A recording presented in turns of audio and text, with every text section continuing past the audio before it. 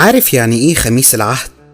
يعني الليلة اللي فيها المسيح حبنا للآخر وعلمنا درس عمره ما هيتنسي، لا بالكلام ولا حتى بمعجزة، إنما بالأفعال. في وسط العشاء والمسيح عارف إن خلاص قربت الساعة اللي هيتسلم فيها ويتصلب، فجأة قرر إنه هو يقوم ويخلع ثيابه وياخد قماشة، ويتقال كده إنه اتأذر بيها على وسطه، ويصب مية في طبق وينزل علشان يغسل رجلين تلاميذه، ويبتدي يغسل رجليهم واحدة واحدة بكل حب وبكل تواضع.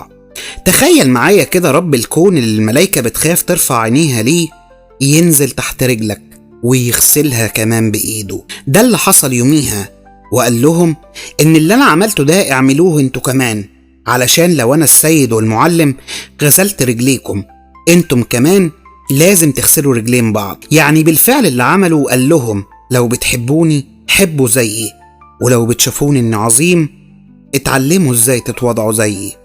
عشان كده الكنيسة لحد النهاردة بتعمل طقس اللقان في خميس العهد. أبونا بيغسل رجلين الناس، مش تقليد لكن تعليم حي، وكل واحد فينا بيفتكر في اللي عمله الرب يسوع ويسأل نفسه يا ترى أنا بخدم الناس بإيه؟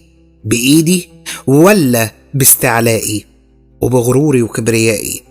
وفي نفس الليلة المسيح اللي غسل رجلين تلاميذه قرر يقدم جسده علشان يطهر قلوبنا. ساعتها قرر إنه هو يمسك الخبز بإيده ويشكر ويكسر ويديه للتلاميذ وهو بيقول ده جسدي الذي يقسم عنكم. وبعدين مسك الكأس وقال هذا هو دمي الذي يسفك عنكم وعن كثيرين.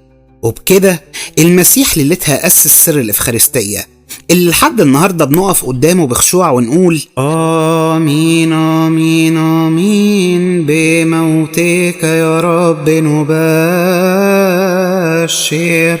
وبقيامتك المقدسة وصعودك إلى السماوات نعترف. يعني المسيح في ليلة واحدة غسلنا وقدم لنا نفسه على طبق المحبة، خدنا من ايده جسده ودمه، مش علشان نتفرج لكن علشان نتحد بيه ونعيش فعلا معاه.